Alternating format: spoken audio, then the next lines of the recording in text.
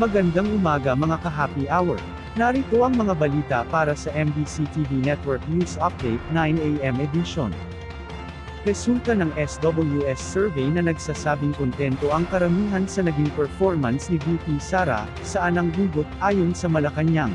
Inihayag ni Palace Press Officer Undersecretary Claire Castro na kanilang hinahanap kung saan nagmumula ang resulta ng SWS survey na nagsasabing 54% ng mga natanong na respondents ay kontento sa performance ni VP Sara Duterte. Tanong ni Castro, saan galing ang nasabing rating, kahit na ano pa anya ang maging numero ng mga survey. Sinabi ni Castro, na hindi maitatanggi ang katotohanan na ang Pangulo ang siyang nagtatrabaho, habang ang ilan ay nagbabakasyon lamang. Sana lang ani Castro, ay hindi magsilbing panlilinlang sa katotohanan ang mga survey na isinasagawa. Dapat aniyang lumabas ang totoo kung sino ang tunay na nagtatrabaho at ang hindi gumagawa ng kanyang responsibilidad. Sa nagbumula ang rating na to, hinahanap din po namin.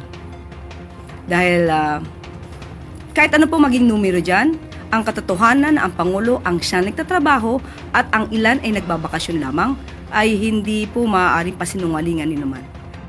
Samantala, Speaker D at mga dating speakers, pangungunahan ang memorial service para kay JDD ngayong araw. Magsasama-sama ang mga dating House Speaker ng Kamara para sa isasagawang memorial service para kay dating House Speaker Jose De Venecia Jr., pangungunahan ni Speaker Faustino D. III, ang memorial service upang ipagdiwang ang buhay at legasya ni De Venecia. Inaasahan na makikibahagi sa paglalahad ng eulogy sina dating Speakers Gloria Macapagal Arroyo, Martin Romualdez, Manny Villar at Feliciano Belmonte Jr. Ilang dati at kasalukuyang mambabatas din ang nakatakdang dumalo at makibahagi gaya nina Senators Loren Legarda, Lynn Gatchalian, Midge Sebiri, dating Senator Mar Rojas, at former Foreign Affairs Secretary Teodoro Locsin Jr.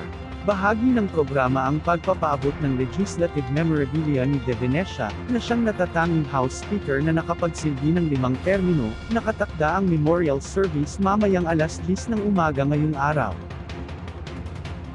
At yan ang mga balita para sa MBC TV Network News Update 9 AM edition.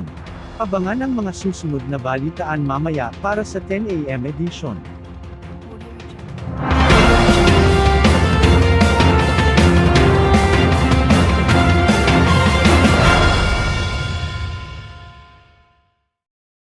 Mga ka-happy hour, kung gusto mong manood ang mga balita sa MBC TV Network News Update, mag-subscribe sa aming YouTube channel, i-like ang aming Facebook page, at i-follow sa aming TikTok account.